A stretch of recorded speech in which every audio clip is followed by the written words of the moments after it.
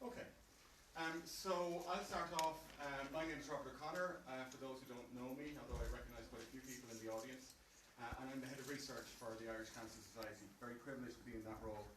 And I want to give you a very warm welcome here to our offices on Northumberland Road. And thank you for joining us at this late hour in the middle of the week, because I know that could be a challenge. So to start out by way of introduction, why are we here? Our patients and the general public are the Irish Cancer Society shareholders. So you invest in us to try and do the best and advocate and develop cancer, and cancer research is one of those components. And we wanted to encourage better engagement around the needs of cancer research, around the tremendous advances that have been happening over the last few years in particular aspects of cancer, and try and give patients and researchers direct access to each other and some of the leading authorities in the world, like Dr. Chris Sweeney here with us this evening. We hope to start this off. We're actually going to call this research talks, and we're going to hopefully do maybe 5 or 6 of these a year. So this is part of a bigger program that we hope to do of engagement with our public. And we know that a cancer diagnosis is always devastating, but there is a lot of good news for the majority of patients, and there is huge reason for hope and optimism for our future. And we want to be part, the Cancer Society and the Research Department in the Cancer Society, of spreading that message of hope through engagement. The Irish Cancer Society, in partnership with the Movember Foundation, invests a sizable portion of its research resources in prostate cancer research here in Ireland, in the lab, and in patient-focused research and support. So this is a big activity for us. And we are trying to use new technology this evening, led by Robert here, to bring this message directly locally to people here in the Greater Dublin area and to the rest of the country, and internationally, using this Periscope application, which Robert is going to take care of, hopefully. And our format for this evening, Dr. Sweeney is going to present, I guess, quite a bit of the background, the context to all of this, and also his own landmark findings in this area, which have recently been published in one of the top journals in biomedicine. So he's going to talk for 30-40 minutes, and then we'll open the floor up to questions. So you get to ask one of the top people in the world his opinion on various things, whatever it might be. This wouldn't have been possible without a number of people, so I do need to say thanks, particularly to my own team, to Sinead Walsh, and especially to Aisling and Claire, who really have put a huge amount of effort in to make this happen. And as you know, nothing happens without people working away in the background. To Gráinne O'Rourke and Risa Fagan from our communications team, and especially to Robert. And I learned early on, you always thank the IT guy, because he can make you look very, very bad. Not IT. Yeah, well, tonight. So I just want to as well give a little bit of, I guess, introduction and bio on Dr. Sweeney before we kick off. So Dr. Sweeney is an associate professor of medicine from the Harvard Medical School in Boston in the US. A medical oncologist in the Dana Farber Cancer Institute, and those institutions are very closely aligned. As will be evident from his accent, from those that don't know him or haven't heard him, he's actually joined us from the other side of the world altogether, and started out his meteoric career on the other side of the world in Adelaide, in Australia. Received his medical degree from the University of Adelaide in 1992. Did a residency in Wisconsin and in hematology and oncology in the Indiana University Medical Center. And was later appointed Associate Director for Clinical Research for the Simon Carter Centre. Dr. Sweeney joined the Lank Centre for Genitourinary Oncology in the Dana Farber and Harvard Medical School in 2009. He is a member of numerous cancer research organisations, in particular playing highly active roles in translational prostate cancer research, and that's what actually brings him here to Ireland in the first place, and we've kind of hijacked him while he's here to try and I guess, pass on the good news that he's bringing. His primary interests are in drug discovery and development, and his academic focus is the management of genitourinary malignancies, with a focus on prostate cancer and testicular cancers. He's a highly active contributor to his field, serving, for example, on the editorial board of ASCO's Journal of Clinical Oncology. That's the top journal in the field. And he's received peer-reviewed funding from a wide variety of sources, particularly the quite difficult to get National Institutes of Health funding and Department of Defence. So let me conclude by saying that Dr. Sweeney is an eminent clinician and researcher in this field, but he's also a significant friend to us here in Ireland. We recently had a review of the prostate cancer field, which Chris chaired for us and brought that through, and we've just completed the report from that. So without further ado, I'll pass you on to the main man that you're all here to see and hear from. And our talk here is going backwards to go forwards in prostate cancer. Chris, thank you very much.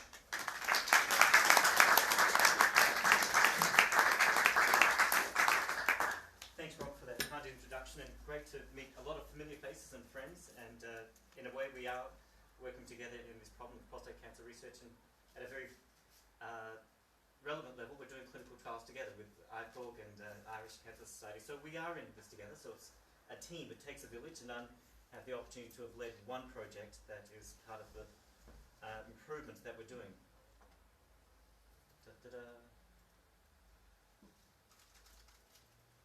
So going backwards to go forwards basically is implying that we've done all our advances in metastatic prostate cancer management in the last stage of the disease. The drug companies have been on an adventure to improve the care of castration-resistant disease because they can get drugs evaluated, show improved survival within the patent lifespan, and so we advance the care of the most advanced stages of the disease. But what if we took those advances to earlier stage disease in the high-risk localized setting or in the metastatic hormone setting, hormone-sensitive prostate cancer? And that's what I'd like to talk about today. So just for completeness, I do have consulting arrangements with a number of different companies and giving them advice which have drugs involved in prostate cancer. So let's just look at this slide, for example. How big a problem is prostate cancer globally? It affects people whether they're in developing countries in the South America or advanced countries, the first world countries like Australia and the United States. And PSA testing has resulted in a surge in the disease of incident prostate cancer. Well, what's interesting is if you look at the mortality, it's about 15 per 100,000 in a low PSA screen country and still about 10 per 100,000. So despite intense screening, there is this lethal prostate cancer. So we spend a lot of time hearing and talking about low-grade cancer that we need to avoid treatment. I'm not talking about that. I'm talking about the patients who do relapse, who do need extensive therapy, and they basically account for a substantial number of patients with prostate cancer that take up a lot of our attention and need our attention. So let's think through this. There are about 29,000 deaths in 2014 out of 230,000 cases of prostate cancer. 95% of patients present with localized disease, 220,000, and most patients get localized therapy. So this is what we talk and treat and see with when we do PSA screening. But about 8% of the 200,000 patients who die of prostate cancer relapse after their radiation or their prostate surgery. About 17,000 deaths. But about another 5%, despite PSA prostate cancer, will roll in, PSA testing, will roll in to see their primary care physician with back pain or loss of weight. A PSA will be checked, it'll be seen to be 50, and they will be diagnosed with de novo metastatic prostate cancer. So a much more rapid progression of disease than a patient who presents with a PSA of 4.2 and Gleason 6 on a prostate cancer may not ever have progression. So there is a huge variety in the types of prostate cancer that present with. And again, I'm focusing on these patients who relapse and have de novo metastatic disease. These are the patients we need to treat to decrease the death rate from prostate cancer. So here's the spectrum. Localized disease may relapse. Most people don't relapse, and some get to castration-resistant disease after being on hormones for a rising PSA. Others present with metastatic disease. Others relapse after localized disease, have something on a bone scan, and get treated. So these are the three ways to get to metastatic castration-resistant disease, and this is where all of our new therapies have been approved. Vaccines, hormonal therapies, chemotherapy, and cytotoxics such as radiation by vein. How have we decreased the death rate from other cancers? Or with early detection, yes, and we've done that with prostate cancer. We've also decreased the death rate from prostate cancer already to some degree by the use of adjuvant androgen deprivation therapy for high-grade, high-volume disease of men with metastatic, of high-risk localized disease treated with radiation plus hormones, rather than just radiation alone. If you go back, and there were some investigators who actually showed that these two things account for the 30% decreased death rate from prostate cancer in the United States. So early identification of high-risk disease is actually curable if we identify it early and we treat it with multimodality therapy. We've actually cured other therapies by integrating therapies. Combination chemotherapy for germ cell tumours, lymphomas, radiation and chemotherapy for head and neck cancer, surgery plus chemotherapy for breast and colon, and hormonal therapy plus local therapies for breast and prostate cancer. So I'd like to say this is the model that we're going to cure cancers, more prostate cancers, by intensifying our therapies for localized high-risk disease rather than just doing sequential hormones followed by chemo, followed by another hormones, but doubling down and getting more aggressive early. So the premises for all of these successful strategies, the single agents have activity, you can give the drugs in combination, and they have a different mechanism of action. And also, therapies work better when you have a lower tumor bulk of disease. So what have we been doing in prostate cancer for the last, metastatic prostate cancer for the last 70 years? In the 1940s, testosterone suppression resulted in prostate cancer regression. We found that by castrating men, and improvements over time by actually diagnosing men earlier with the PSA. That's what we've achieved since the 1940s. What else was happening? This was happening at the University of Chicago. What else was happening at the University of Chicago in the 1940s? Development of the atomic bomb, the Manhattan Project. So if only they could apply the castration to male aggression, we may have world peace. And that is now streamed live. So patients, the other thing we've learned with time is that if you have a higher burden of disease, visceral metastases or more bony involvement, you have a surer survival. And then in 2004, we showed this agent, docetaxel, the chemotherapy, improved the overall survival of men by a modest amount, but clinically meaningful. They lived longer and had less side effects, despite the side effect profile of chemotherapy. But it is a modest improvement. So the idea of doing chemotherapy plus hormones was actually quite, well, I wouldn't say radical, but it was, oh, really? I'm going to do that? It didn't work in breast cancer. But why would we do it? Because we're going after the red cells, which are amongst the white cells. These are hormone sensitive, and that may be testosterone independent already. And some patients may have a long remission and are too frail for chemotherapy later because they just aged on the hormonal therapy. Whereas the reason not to do the study is the hormones may take the cells out of cycle and make them not responsive to chemotherapy. And some patients may respond for a long time and never need chemotherapies. So these are why you wouldn't do the study, and this is why you would do the study.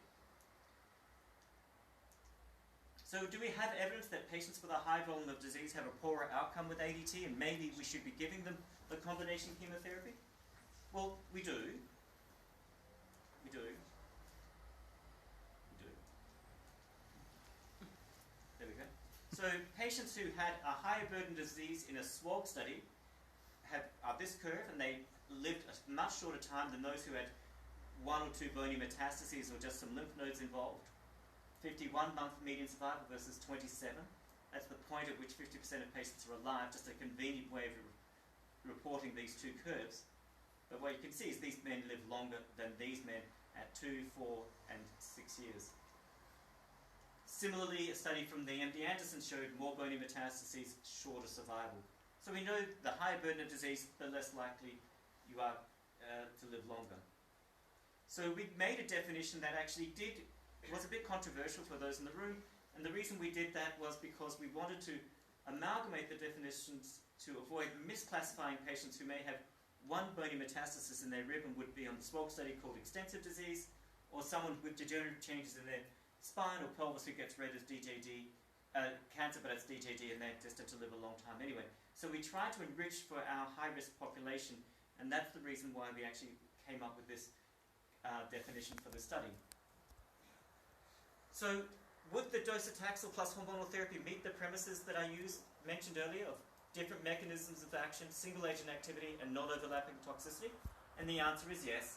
So our hypothesis is that the combination would improve survival. So it was a simple study. Hormones plus chemotherapy given once every 3 weeks for a maximum of 6 cycles versus just hormonal therapy, and then treatment at progression of what the physician would normally treat the patient with. And we stratified to make sure that their patients were evenly distributed as to whether one group had a higher volume of disease and that other group had the same number of patients who had the same volume of disease as well. So who were the patients who were eligible for the study? We tried to make it as real world as possible. Metastatic prostate cancer, limited amounts of prior hormonal therapy, so they could see the urologist get their Lupron shot and then roll over and get their chemotherapy on study if they were randomized to chemotherapy. Had to have a reasonable performance status to be able to tolerate chemotherapy, and they had to have a reasonable liver, lung, and bone to be able to tolerate chemotherapy. So because we're giving chemotherapy, we couldn't use a fluffy endpoint of did we keep the PSA down for longer, did we control the cancer on the bone scans for longer. We had to show that men lived longer by using this cytotoxic therapy up front. The secondary endpoints were PSA less than 0.2 at 6 and 12 months, time to biochemical rise on therapy, time to progression on a scan, adverse events, and quality of life. And I just actually got the results of this, and we can talk about that because we're submitting it to due ASCO tonight, as we speak, in between slides and talks. So the median age was 64. So younger men, not this 80-year-old with prostate cancer, but the median age was 64. Most of them were Caucasian because they were white, because it was conducted in the United States. And most of them had a good performance status, basically because the physicians and urologists who chose the patients for the study were candidates for chemotherapy. Most of the patients had high volume disease, 66%, and that's 2/3 because the physician said, well, I know I'm going to put this patient on hormonal therapy, testosterone suppression, and he's destined to do less. Well, let's see if we can do something better. So there was a selection bias for the patients who were sent. And the median time PSA at the time of hormonal therapy was 50.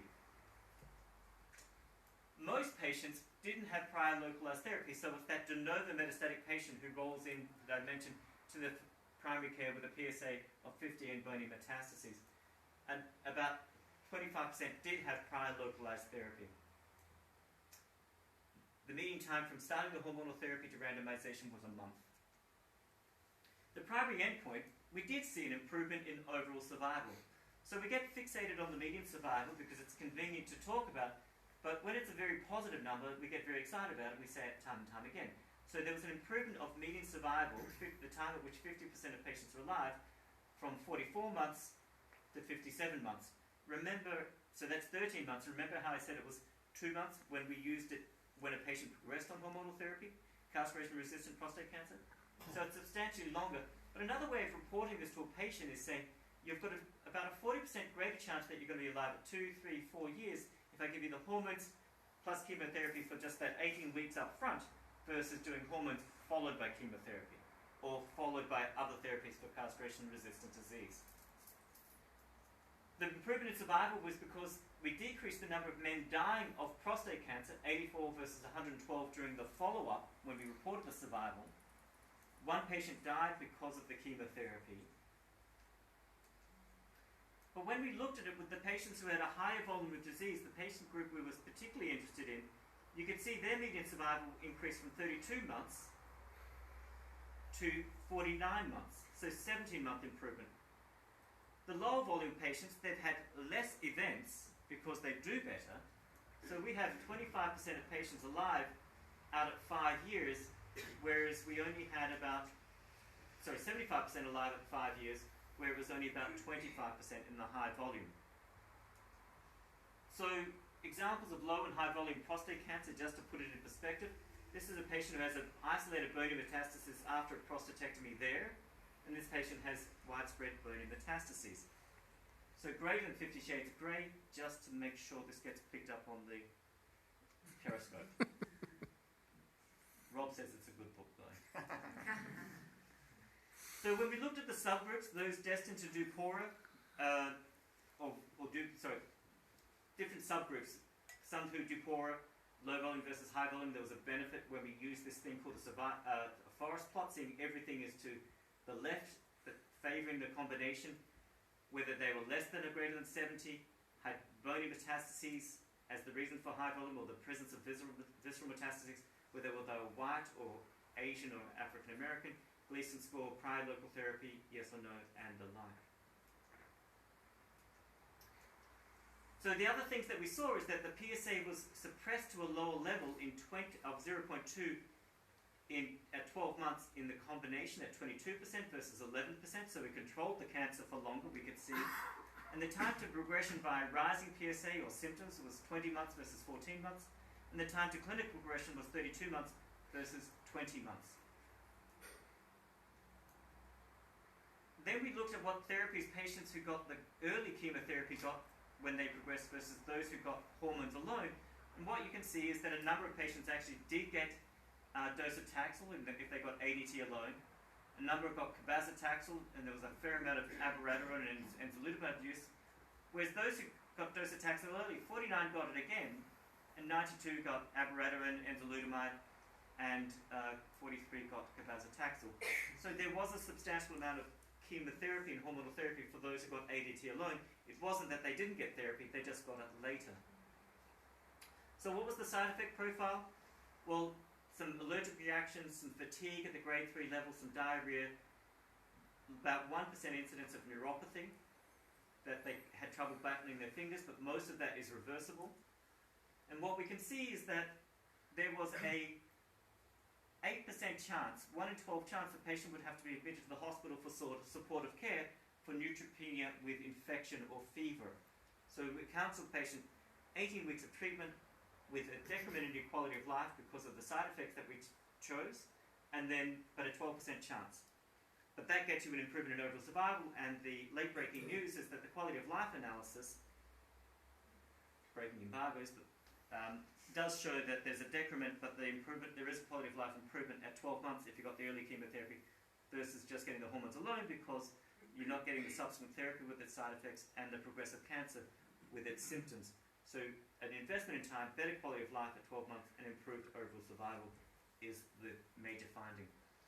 So the combination of standard hormonal therapy and 6 cycles of docetaxel significantly improved overall survival compared to standard hormonal therapy alone in men with hormone-sensitive prostate cancer. The benefit in patients with high-volume disease is clear and justifies the treatment burden, and you need to be chemotherapy. This is what we said June 2014 at ASCO, and we needed longer follow-up for the patients with low-volume disease, and we're still waiting for that. So when I counsel a patient, I talk about a patient who has high-volume disease, is young. I'm very confident that the combination makes sense.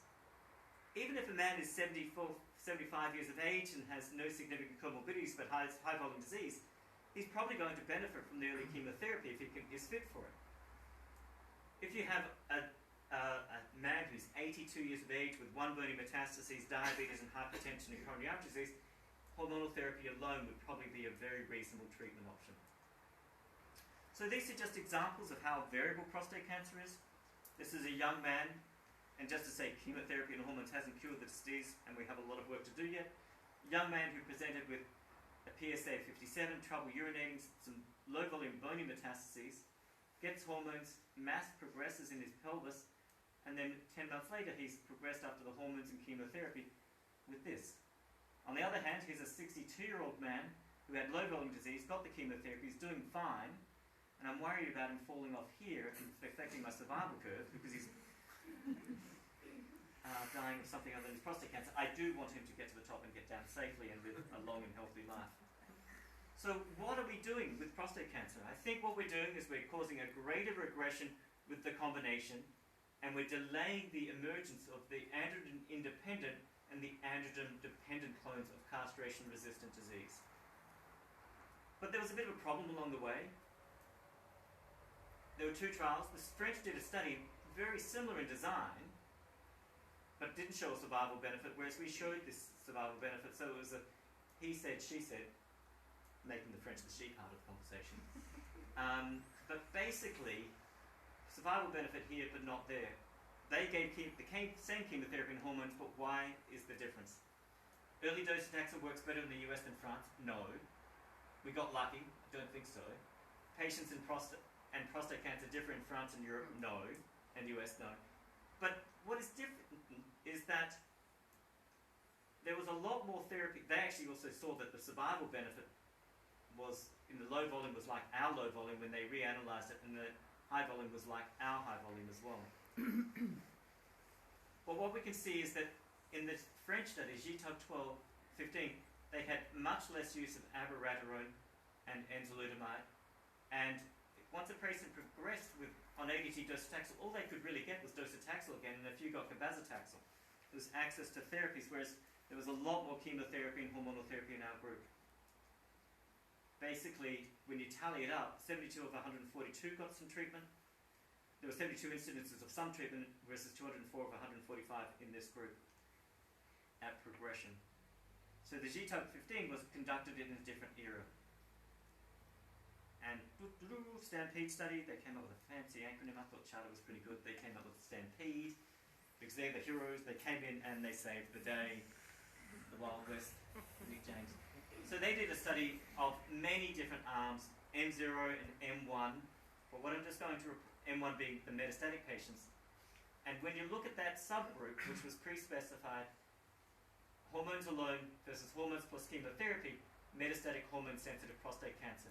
43 months, and the combination 65 months. So very similar to our 44 months with hormones alone and our 57 months as well. So what was the difference? The French study, a slide by Howard Scher, he had someone do it for him, showed that the French study was accrued to in a period before access, the yellow orange dots, to all these new agents. Whereas Chartered and the Stampede study, basically the accrual occurred whilst these drugs were approved. So these patients could get hormones plus chemotherapy, then access these new agents once they progressed. What's going on? Well, there are many more studies out there. The French are doing a study of hormonal therapy plus or minus abiraterone plus or minus radiation to the prostate in the face of metastatic disease plus the combination. That's accruing across the Atlantic, across the seas right now. And then Latitude is hormones plus abiraterone, a company-sponsored study. And a study that in a neighbourhood near you, Verena's very excited. She's got a lot of time and effort invested in this. God love her. Basically, it's a very similar design. Hormones plus enzalutamide versus hormones alone, and stratified by whether patients are fit for chemotherapy. And we've accrued 278 out of the planned 1,100, and the accrual is actually on the increase. And Ireland has accrued 35, 10%. Good work. Give that man a cookie. So where are we going forward? Let's move forward by moving backwards. Claire didn't like my English. That's why she changed the title, it turns out. So here we have all the therapies here in castration-resistant disease. And what we're seeing in ENZA-MET and with Chartered, let's see if we can make advances here by bringing the therapies when they're metastatic but hormone sensitive and more responsive, presumably. And let's actually see if we can cure the disease and use these therapies in men who have high-risk localized disease, who are more likely to relapse, but we don't want them to relapse because we don't want them to die of prostate cancer. Can we cure more patients by treating micrometastatic disease early? And there's the study of ENZA-RAD that's also open through ICOR, accruing more slowly, but we're going to get there by hook or by crook. And thank you for your attention.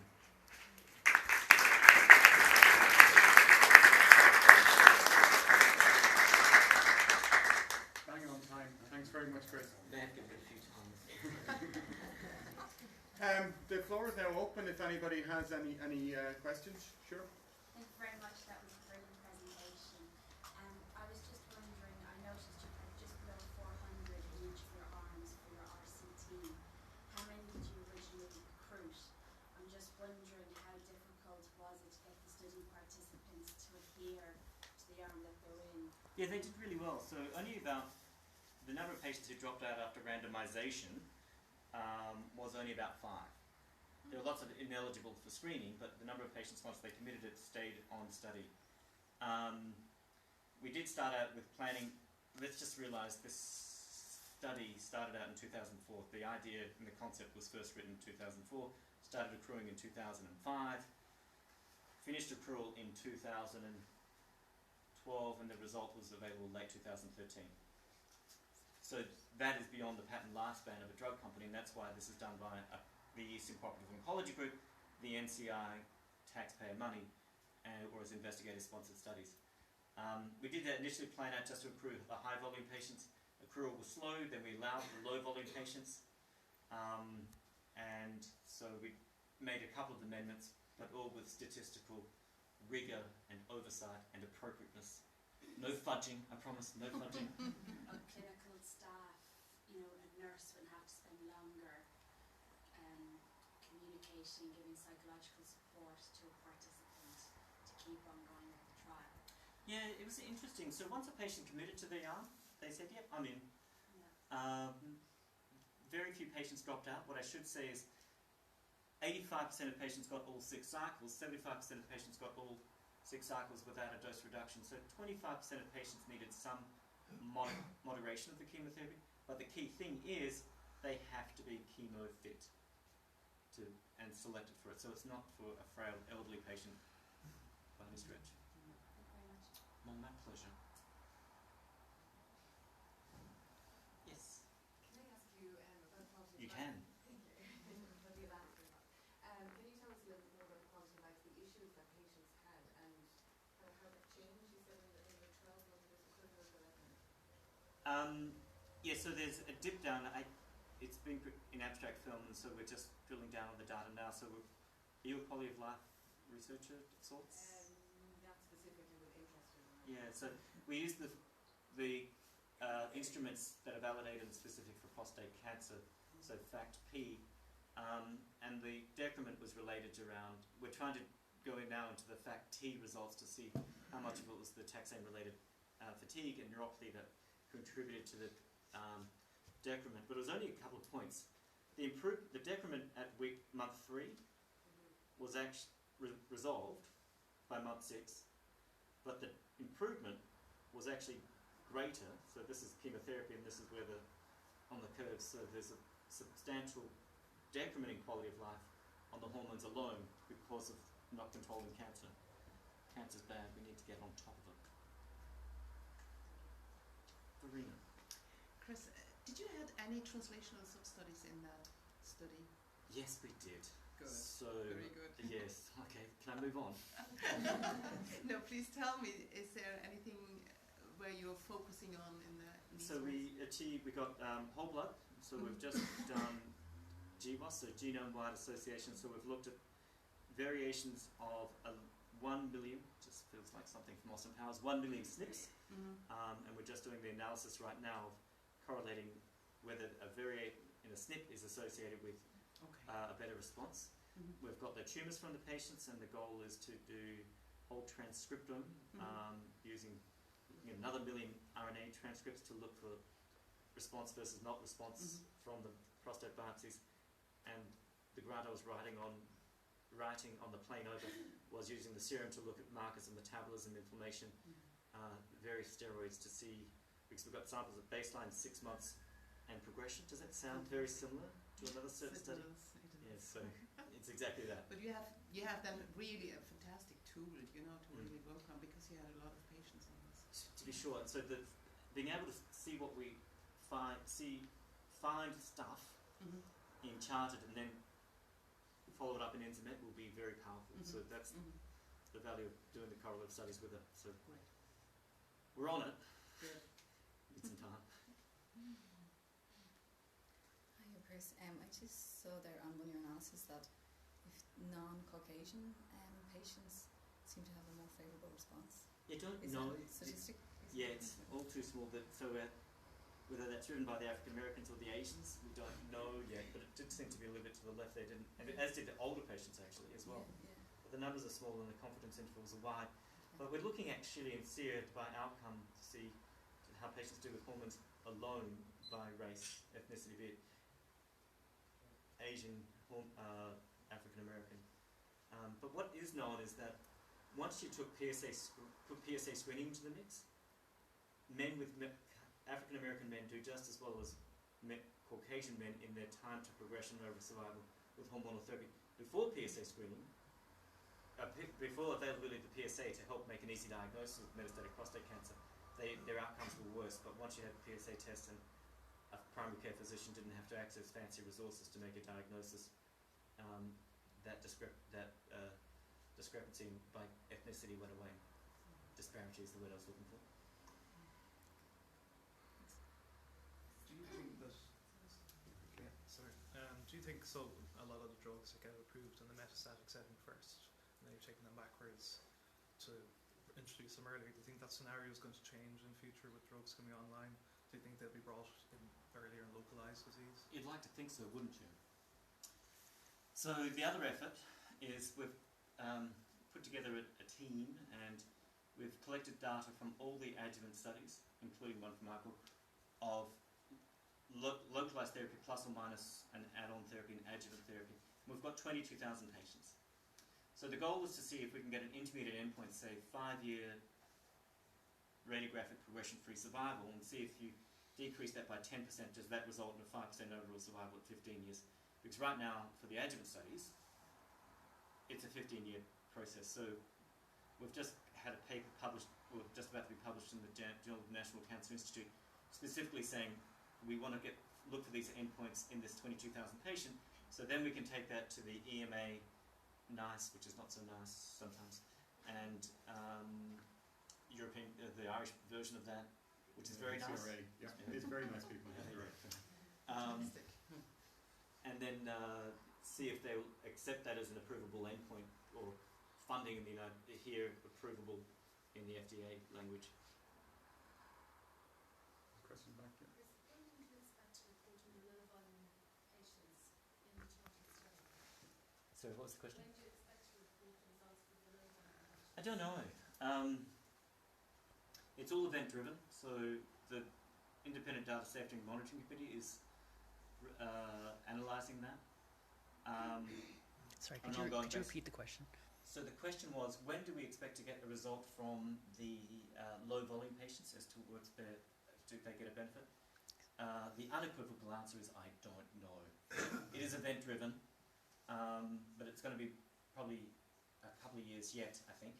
What's interesting is the way the different companies have managed this. So Janssen has got a study where they're just doing low volume patients and going to use radiographic progression-free survival as an endpoint of hormones plus or minus ARN 509. We're doing it with all comers but stratified by docetaxel use as a cooperative group study with overall survival as an endpoint. So the field's actually up in flux. One day I got a call from the FDA saying, actually, can you tell us what's going on? Because we've got all these applications coming in, so what did you find? And so, yeah, it's an evolving field, so it will take a longer time to get the overall survival, but we'll see what we get from radiographic progression-free survival may read out sooner, but I won't see that data until I see the overall survival. So we've had a lot of kind of semi-technical type questions. I don't know if there's anybody kind of more general or public. I certainly have a few kind of questions and queries around if you were a man now perhaps watching online and I think I'm a man now. if the audience was a male person and they had gotten they'd been to their urologist, they'd had the various scans, whatever, they'd had the bad news, what would you be saying to them now about what their expectation in terms of a more aggressive presentation of the disease and the likely outcome now as a result of the last decade of research? So the last decade of research has got us to a point where we just went hormones alone, and we'll see you on once you progress, and maybe we'll have a clinical trial for you. To now we actually have 5 standard therapies that are available, depending on access, all proven to have an overall survival benefit. The question is, we don't know how much of a survival benefit there is because we've got these 5 agents: abiraterone, enzalutamide, radium, cipralesyl T, cabazitaxel, docetaxel, all that's 6. But we don't know what the activity of, well, we know the activity of enzalutamide goes down after abiraterone, so it's not a 4-month improvement with every drug after each other. But the challenge right now is once a patient progresses is working out what the best treatment is. So I think the best treatment up front is, if you can tolerate it, would be hormones plus chemotherapy and enrolling on the ENZAMET study, because we need to make advances. But once a patient progresses, what do you reach for depends on what therapy you had before, how you responded to it, and how you tolerated it. So a patient who has a great response to their hormonal therapy and docetaxel and has a rising PSA, it's very reasonable to reach for the low burden therapy of the hormonal therapies. No need to reach for second line retreatment docetaxel or cabazitaxel, I don't think. But if someone has a poor response to their hormonal therapy, rapidly progressive, I think they need cytotoxic chemotherapy. And are patients reassured in hearing that 10 years ago there were very limited options in terms of treatment, and now there's a plethora, and we know all of them have advantages and disadvantages? It's more a selection.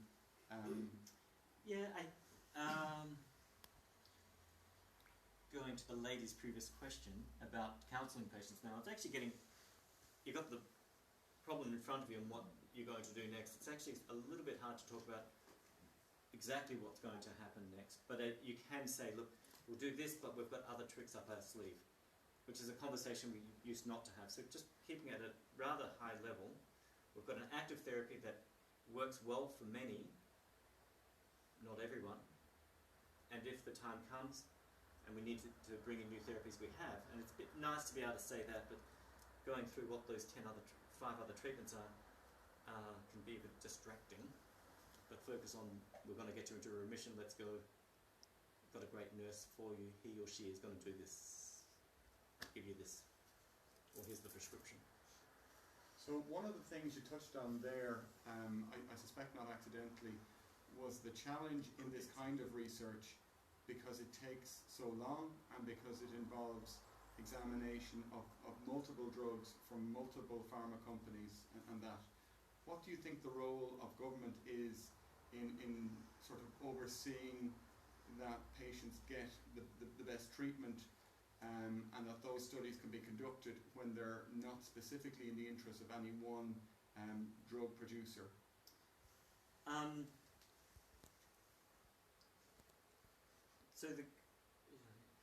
So basically, the pharmaceutical industry has a need to raise money to create new therapies, to get the next one on the market, and to create more money to get.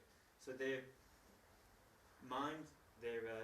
thought process is limited to a patent lifespan and a revenue stream. Very appropriately so. That's how we make advances. But we also make advances by paying taxes, which go to the government to do things that have a longer horizon. So in a way, this is use the term a PPP, a public-private patient philanthropy, Irish Cancer Society, integrated process to answer many different questions. So government picks up the pieces that actually require a longer time horizon, hence the National Cancer Institute, funded by the US government from taxpayer monies to do the chartered study. Astellas is paying for as an investigator-sponsored study without the heavy regulatory burden at a much cheaper price than it would be an industry-sponsored study, but they're doing it as an investigator-sponsored study with me as an investigator with colleagues from Australia, Ireland and the United Kingdom, me based in the Dana Farber as an Australian. But it's a collaboration to answer all the questions. So you think there's a need for a continuum there in terms of firstly identifying good candidate agents, yep, but then in terms of actually selection of the optimal individualised treatment for a patient or for groups of patients, that governments need to be involved with that longer term view. Well, not necessarily governments, but others collectively in generating the outputs for that. Well, POTUS said that. The President of the United States has a whole website on the White House page called Personalised Medicine. So there is an ambition, and the NIH is now trying to fund that. So one of the projects that they're funding, I think, may yield results, is looking at extreme responders. So we can look at that in the CHART study. Those who have a great response to hormonal therapy, why? And how is it that this person didn't have a great response? And then, so the world of pharmacogenomics, of analysing the tumours, as Verena was alluding to, can help us get clues of what we need to target. So some patients may need hormonal therapy alone, another patient may need hormonal therapy plus a CDK inhibitor if it's a cell cycle biology, or a PI3 kinase if it's a metabolism biology, or an inflammation process, another drug. So though that is a long way down the road, we actually need to find the targets and develop the drugs to be able to do the personalised medicine in the real world. So right now we're left with doing the randomized studies to get the samples, to find the targets, to get the drugs. Anyone know this? I know a woman who swallowed a fly. I want to hug the floor with it. Any other questions? Yeah. I was just wondering, just because you've got so much experience in doing RCTs over the time frame. RCTs, randomized clinical trials team, for those less familiar. Um, We're full of TLAs, 3-letter abbreviations. Just with, I was wondering, you mentioned a lot of studies that looked at similar things to you. Would you consider doing an IPD meta-analysis with them to see if you can strengthen your findings? That's exactly right. So the 22,000 patient cohort, step 1 is the adjuvant, and we are going to do individual patient data analyses of that, absolutely. So we're working with the MRC at UCL today. We're having a conversation today with them. It's hormones plus docetaxel as a meta-analysis, defining the benefit with the French, the US, and the Stampede study, the MRC study. So, and then there's asking the question: is there a bisphosphonate at the IPD level? So, and trying to do personalised medicine by characterising patients better. So, high volume disease, a couple of thousand patients instead of a couple of hundred. Do they benefit from hormones plus docetaxel plus zoledronic acid? Yes or no? Get that degree of granularity. That is ongoing. And then would you be a supporter of the COMET initiative? Yeah. The COMET initiative being the common data elements. Yes, with just removing heterogeneity and... Trying, it's a good start. It's stargazing. We're aiming for it, but we're not working with that process, but we are trying to be a part. Hopefully we'll actually come out with the common data elements from this database that will inform the COMET in the future. We're going to trace that track. We're going to chase that COMET. Absolutely. We had a question on Periscope, and I may be paraphrasing here. Any input into the development of RCTs from the patient's perspective? Is that something that would ever come up? I would say that these are all from the patient perspective because we're trying to improve their survival. But sort of involving them in the process, like in the formulation of the RCTs. Yeah, absolutely. So we do that. For example, this was designed by the Eastern Cooperative Oncology Group, and we have patient representatives who are at our protocol development meetings when we're coming up with ideas, and they sit at the table and they actually review the consent forms, they review the protocols as they're being written, and they're saying, you want to do what? That biopsy where? That ain't going to happen. So we do engage patients in the development of these ideas, absolutely. Do you see us being in a position now to start moving the focus of treatment away from the tumour to the patient? So I guess we want to try and obviously give the patient best survival, but we're now starting to get to that, and maybe some of those other aspects in quality of life we can maybe build up. Would you have any thoughts on that, or do you still think there's a big battle in trying to eradicate the tumour alone? I think our issue is the lack of the right drugs. So we've actually got a limited armamentarium and we have to apply it in a brute force manner, unfortunately. But if we had more precise therapies, so for example, if we knew that a patient who has a weight issue and is likely to relapse because they have a cancer that's related to obesity problems affecting the tumour, yeah, maybe we could give them an obesity drug that would help the obesity and the cancer. That's a pipe dream, but that's how we get places, is coming up with fanciful ideas to make progress. Perhaps things like exercise interventions and that as well, boosting the health of the patient overall? Yeah, and I would propose that would work better in the early stage disease, in the prevention setting, absolutely. Maybe the low volume biochemical relapse patients or the active surveillance patients for low grade disease. I find it hard to believe it would make a major impact in someone who's got multiple bony metastases where the cancer is rampantly out of control and we need to actively get it under control. And walk around a few blocks probably won't boost the immune system enough.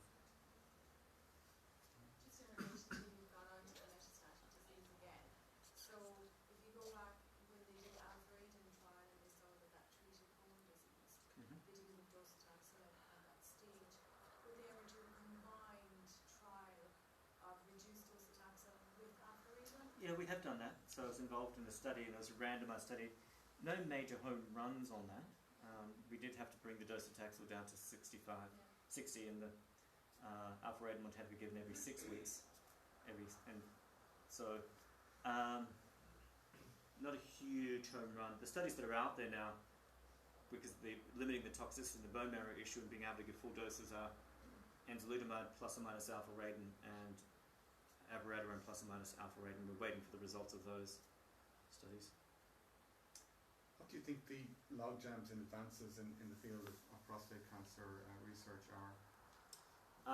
Not knowing the tumours well enough, not being able to profile them well. But a great project that the MRC, or the Royal Marsden team / the MRC did is biopsy tumours, do whole genome sequencing, and find out that the patients who responded to a PARP inhibitor are those who actually had a defect in DNA repair enzymes, including BRCA, ATM, and a couple of others. And that looks like where the next phase will be, is that profiling the tumour, and if you have a deficiency in homologous recombination, pair them with a PARP inhibitor, and they seem to have a greater response rate, then an all-comers from giving everyone a PARP inhibitor. So it's profiling the tumour and having the right drug for a given profile. That's the logjam. And that's what SFI is going to sort out. And HRB and all the funding it does. Chris, I had a radical prostatectomy 18 months ago, and one of the toughest decisions I had probably in my life almost was choosing whether it's radical or radium or robotic. The robotic was ever reached financially, so it was down to two things. You didn't miss out on much. And that was really difficult to choose, and there was advice coming from both sides. Now, I was lucky with the surgeon who did the work, and a great belief in him and trust in him. But I'm just saying, if another treatment is brought in, we have a men's support group, and we meet once a month. Men who have had prostate cancer are going through it or getting treatment in the future. And all of us to a man say that making that decision on which one to go for is the most difficult, you know. So the answer to that is, one of the patients that I do see is the patient who's seen the radiation oncologist and seen the medical surgeon, and me, who has no skin in the game, as they say, although I don't get kickbacks from either, just to be clear. So you personalise it. So an old radiation therapy is actually a less intense therapy and is probably better tolerated for a man who's 70 years of age and less able to heal up, and will have as good an outcome in terms of long-term survival. Whereas a man in his 50s or 60s probably needs complete eradication to prevent recurrence within the prostate, or development of a second prostate, or the long-term consequences of radiation. So you can actually personalise it. So even in our facility, our radiation oncologist will defer a healthy 55, 56, 60-year-old man to surgery over radiation based on this algorithm. But sometimes it's a line ball decision. You could go one way or the other. And some men say, I don't want to be cut on, I like the radiation. Otherwise, I don't want radiation, just get it out. I want it out. So it is a counselling process between the physician and the nurse navigator. But it is a complicated conversation, but it can be held. And it can, I think, the key thing is regret. So patients who make the decision that they made, not one that they got railroaded into and have complications, or they're the people who have the greatest regret and the greatest angst about the health outcome. Whereas if you make the decision that you feel informed about, you have the best quality of life in terms of psychological well-being after it. Do you want to mention what group you're from, just in case there are people online that will be looking for ARC Cancer Support in Eccles Street. Okay. We have a men's group there, and so it's up and running about the last 6 months. And we meet the last Thursday of every month. Great. So the people can Google or whatever. Yeah. Thank you. One final question, but anything else from the audience? So Chris, the crystal ball, to kind of draw this to a conclusion, if we were having this talk maybe in 10 or 15 years' time, where do you think we will be? what will the difference in your presentation perhaps look like then, and in your guidance to patients at that stage? People like myself in my mid-40s now, I'll be heading into that stage where there's an increasing possibility that I could present with something like this. So what will be the difference in 10, 15, 20 years time? The way I'm presenting, I'm thinking I'm going to be 56, bolder, shorter, hopefully not fatter. The answer to that is I think we'll have a greater grasp on tumour profiling and comparing a tumour to a drug. We'll have more drugs that come forward. I hope we'll be able to talk more about the increased cure rate of the localized disease, because we've actually got the results from the high intensity localized therapies plus the high intensity systemic therapies for the curable patient, and we're seeing less deaths from prostate cancer. So that's what I hope we will be doing, because we are doing those studies now to get that answer in by 10 years from now. Do you think we might be able to help with the question that you asked, and be able to give more descriptive advice that we think this is better, rather than those line ball queries that you mentioned earlier? Do you think we'll get to a better algorithm for being able to guide patients in their choice for treatment? Depends if we can get better localized therapies without side effects. I think we'll always be left with this older patient. Radiation is a better option because it is less strenuous on the body and just knitting up the pelvis for the pelvic functions that it has. We may be able to get to a point and say, well, your tumour isn't radiation sensitive, and if it's a line-ball decision, it's better to have surgery, and we'll help you with the complications of the surgery if it's a line-ball decision. So maybe knowing radiation sensitivity. The bigger issue is which patients need the surgery and the radiation. Hopefully we'll have a better grasp on that. And if you need them, who needs the add-on treatments? So do you need treatment at all? And if you do, which one? And do you need anything added on? So I think we'll be able to help with those three by profiling the tumour to some degree. But I think we'll still be left with surgery and radiation at this stage. Is there any final question to that?